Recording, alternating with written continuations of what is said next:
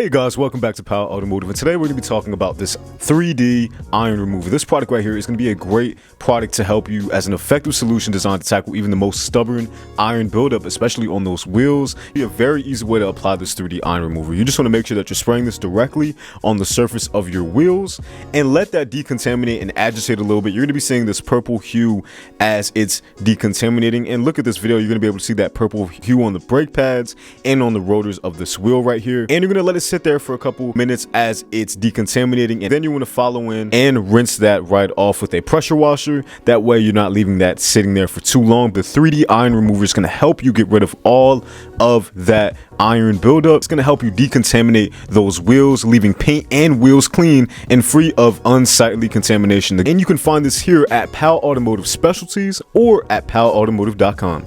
We'll see you guys next time.